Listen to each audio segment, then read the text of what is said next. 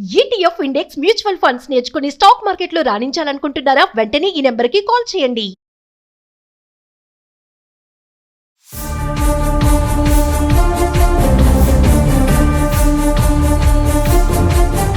నమస్తే, welcome back to Suman TV. Present మనతో పాటు ఉన్నారు అనలిస్ట్ మందర కృష్ణారెడ్డి గారు. నమస్తే సార్. నమస్తే మేడం. సార్, మనం బంగారం గురించి చాలా వీడియోలో మాట్లాడుకున్నాం. అయితే ఒకసారి 9 క్యారెట్స్ గోల్డ్ గురించి కూడా ఒక వీడియో చేసాం మనం. 9 క్యారెట్స్ గోల్డ్ వస్తుంది, ఆన్లైన్లోనే అందుబాటులో ఉంది అని. కానీ ఇప్పుడు కేంద్రం ఏంటంటే 9 క్యారెట్స్ గోల్డ్ ఆర్నమెంట్స్ కూడా ఇప్పుడు స్టోర్స్లో ఇవ్వండి అని చెప్పేసి ఒక నోటీస్ అయితే ఇవ్వడం జరిగింది. అసలు ఏంటి సార్ ఈ 9 క్యారెట్ల బంగారం? అంటే మధ్యతరగతి వాళ్ళకి అందుబాటులో ఇప్పుడు బంగారం ధర చూసుకుంటే 1,06,000 చిల్లరే ఉంది. అంటే ఈ 9 క్యారెట్స్ గోల్డ్ అనేది హాల్మార్క్ కానీ, ఇవన్నీ ఒరిజినాలిటీ, ప్యూరిటీ కానీ ఇవంతా ఎలా ఉంటాయి అసలు? కేంద్ర ప్రభుత్వం ఒక మంచి ఆలోచన చేస్తోంది. గోల్డ్ రేట్ అనుకోకుండా చాలా ఎక్కువ పెరగడం, అది మధ్యతరగతి వాళ్ళకి అందుబాటులో లేకుండా పోవడం.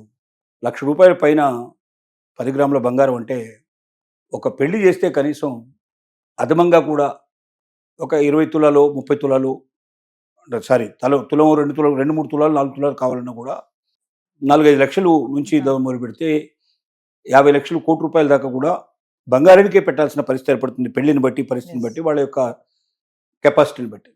కనీసం తాలిబొట్టు కావాలన్నా కూడా కొంచెం మంచి తాలిబొట్టు అంటే తులం 2 తులాలు పెట్టుకుంటే కానీ మంచి తాలిబొట్టు వస్తున్నట్టు ఒక ఆలోచన ఉంది. మొత్తం పెళ్ళే 50,000లో ₹1,00,000 చేసుకున్న వాళ్ళు మధ్యతరగతి జీవుల్లో చాలామంది ఉన్నారు. అలాంటి వాళ్ళు మొత్తం పెళ్లికి అయ్యేంత ఖర్చు అంతా ఒక బంగారానికే ఖర్చు పెట్టాలంటే పెట్టలేని పరిస్థితులు ఉన్నారు. అలానే హిందూ శాస్త్ర ప్రకారంగా తాలిబొట్టు బంగారంతో కాకుండా వేరే దేంతో చేయించినా కూడా దాని విలువ లేదు. దాన్ని ఇంతవరకు ఎంకరేజ్ చేయట్లేదు ఎవరు కూడా. అసలు లేకపోతే పసుపు బొమ్మన కట్టుకుంటారు కానీ వెండితో చేసుకున్నటువంటివి కానీ ఇంకా వేరే రకమైన దాంతో రాగితో దాంతో చేసినటువంటి తాలిబొట్టును అంగీకరించడం అనేది హిందూ శాస్త్రంలో లేకపోవడం వల్ల బంగారాన్ని ఇప్పుడు మనకు 24 క్యారెట్స్ ఉంది, 22 క్యారెట్స్ ఉంది, 19 క్యారెట్స్ కూడా ఉన్నాయి ఇప్పటిదాకా. వీటిని మాత్రమే హాల్మార్క్ ఆమోదించి వాటికి స్టాంపు వేసి దాని ముద్రని అంటే ఆథరైజ్డ్గా ఇది ఇన్ని క్యారెట్లు ఉంది అని చెప్పుకుంటూ బయటకు తీసుకొస్తుంది. హాల్మార్క్ ముద్ర లేకుండా బంగారం అమ్మడం అనేది, బంగారు ఆభరణాలు అమ్మడం అనేది కరెక్ట్ కాదు.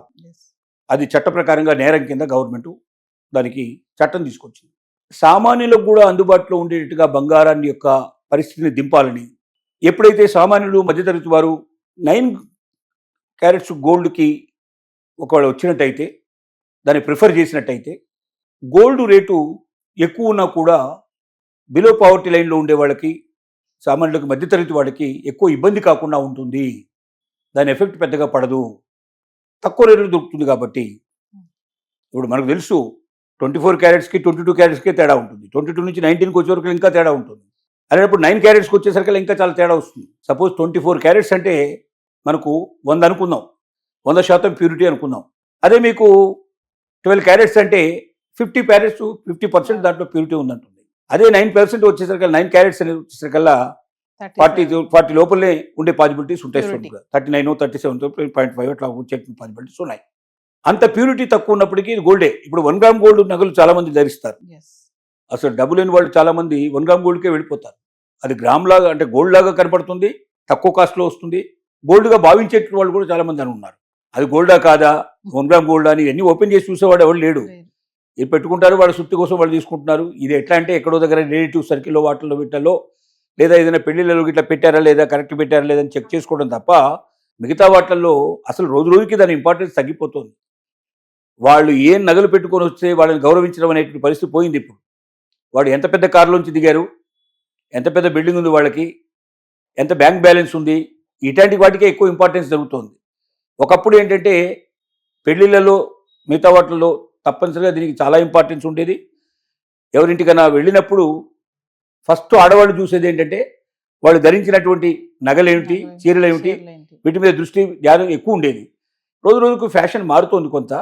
అయినప్పటికీ భారతదేశంలో సాంప్రదాయాలు ఉన్నాయి కాబట్టి ఇంకా కనీసం 50% దాని గురించి ఆలోచించే వాళ్ళు ఉన్నారు.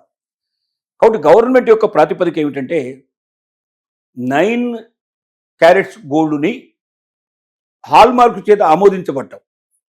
అంటే ఇప్పటిదాకా 19% ఉంటే, 19 క్యారెట్స్ ఉంటే తప్ప అంతకన్నా బిలోగా ఉండేటువంటి క్యారెట్స్కి హాల్మార్క్ స్టాంపింగ్ జరగడం లేదు. 18 క్యారెట్స్ వరకే లాస్ట్ ఉంది. 18 క్యారెట్స్ కన్నా తక్కువ ఉంటే వాళ్ళు స్టాంపింగ్ వేయడం లేదు. మరి 9 క్యారెట్స్కి ఒకవేళ స్టాంపింగ్ వేయాలి అంటే గవర్నమెంట్ దానికి ఆమోదం తెలపాలి. సో చట్ట ప్రకారంగా చట్టం దానికి తీసుకొచ్చి 9 క్యారెట్స్ బంగారాన్ని కూడా మార్కెట్లో రిలీజ్ చేసేటట్టుగా, దాంతో ఆభరణాలు చేయించుకోవడానికి కూడా ఒప్పుకునేట్టుగా, ఆ 9 క్యారెట్స్ బంగారం కంపల్సరీగా దాంట్లో ఉందా లేదని చెక్ చేసుకునేటువంటి తనిఖీ సిస్టమ్ రావాలి. ఈ పేరుతోటి విపరీతంగా రాగి దాంట్లో కలిపేసేసి అది 9% 9 క్యారెట్స్ అని చెప్పి ప్రచారం చేసినా కూడా ఆశ్చర్యపడాల్సిన పరిస్థితి ఉండదు. కాబట్టి దానికి మళ్ళీ ప్రత్యేకమైన యంత్రాలు, ఇప్పటిదాకా ఉన్నవన్నీ 18% వరకు కనిపెట్టేటువంటి యంత్రాలు మాత్రమే ఉన్నాయి.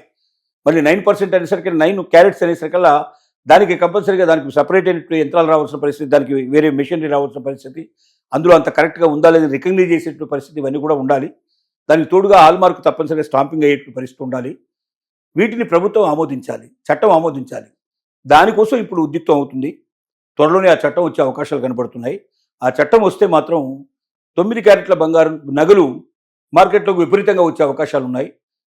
మధ్యతరగతి వారు, కొంత డబ్బున్న వాళ్ళు కూడా ఒకటే సడన్గా ఇబ్బందులు రావచ్చు. ఇమీడియట్గా డబ్బు వెచ్చించి బంగారాన్ని ఎక్కువ కొనలేని పరిస్థితి ఏర్పడవచ్చు.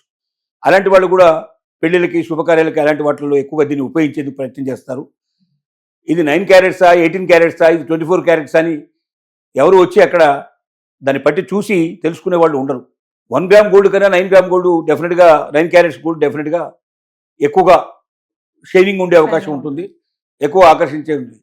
ఇది 9, 18, 24 అని తెలుసుకోవడం అంత సులభమైన విషయం కాదు. కాబట్టి దాంతో ఏమవుతుందంటే మిగతా వాళ్ళు బ్యాంకుల్లో లాకర్లో పెట్టినట్లు బంగారాన్ని ఎప్పుడు పడితే అప్పుడు తీయాల్సిన అవసరం లేకుండా 9 క్యారెట్స్ బంగారాన్ని ఎక్కువగా ఉత్సవ విగ్రహాలలాగా, ఇప్పుడు మనకు దేవాలయాల్లో విగ్రహం ఉంటుంది, అది ప్రతిష్ఠ చేయబడ్డ విగ్రహం అవుతుందో అది లోపలే ఉండిపోతుంది. ఇక బయట తిప్పుతుంటారు విగ్రహాన్ని, ఇది ఉత్సవాల్లో వాటిల్లో బయట తీసుకొచ్చి ఊరేగింపంతా చేస్తుంటారు. అది మూల విరాట్ని కదిలించరు, మూల విరాట్ అలాగే ఉంటారు. మూల విరాట్ లాగే ఉండేటువంటి ఇంకొక విగ్రహాన్ని తయారు చేసి ఆ విగ్రహాన్ని తిప్పుతూ ఉంటారు. సో పెద్దవాళ్ళు కూడా తమకు సంబంధించినటువంటి బంగారపు ఆభరణాలు ఇట్లా వాటన్నిటిని లాకర్లో భద్రం చేసుకొని చిన్న చిన్న ఫంక్షన్స్కి, మామూలు బయటకు వెళ్ళినప్పుడు ఇట్లా ప్రయాణాల్లో కూడా దొంగల భారం ఎక్కువ ఉంటుంది. కాబట్టి అలాంటి చోట ఈ 9 క్యారెట్స్ వాడుకున్నట్టయితే ఒకవేళ దొంగతనం జరిగినా ఎక్కువ నష్టపోరు. 24 క్యారెట్స్ బంగారాన్ని పోగొట్టుకుంటే వచ్చేంత నష్టం 9 క్యారెట్స్లో ఉండదు. కాస్ట్ విషయంలో చాలా ఎఫెక్ట్ చాలా ఉంటుంది, తేడా చాలా ఉంటుంది. కాబట్టి ఆ రకంగా కొంత నష్టాన్ని తగ్గించుకోవడానికి, ప్రయాణాల్లో కూడా వాడుకోవడానికి, బయట కూడా వాడుకోవడానికి ఉపయోగపడుతున్న ఉద్దేశంతో ఈ 9 క్యారెట్స్ బంగారాన్ని తీసుకొచ్చే ఆలోచనలో బలంగా ఉంది కేంద్ర ప్రభుత్వం. అది ఎప్పుడు చట్ట రూపంలో వస్తుందో, హాల్మార్క్ వారికి ఎప్పుడు కానీ దానికి విషయాలు అందుతాయో, దానికి తగినట్టుగా దాన్ని గుర్తించడానికి తగినటువంటి యంత్రాలు, వ్యవహారాలు కూడా తయారు చేసుకొని దాన్ని ప్రవేశపెట్టేందుకు ఆలోచన పరిపూర్ణంగా చేస్తోంది. అది వస్తే డెఫినెట్గా గోల్డ్ రేటు పెరుగుతున్నప్పటికీ మధ్యతరగతి వారి మీద, సామాన్యులకు ఎక్కువగా రక్షణగా నిలబడే అవకాశం, వారి శుభకార్యాలకు కూడా ఇది పనికొచ్చే అవకాశం, ఎక్కువ ఖర్చు లేకుండా తక్కువ ఖర్చులో జీవితంలో అనుకున్నవి సాధించేందుకు అవకాశాలు ఏర్పడతాయి.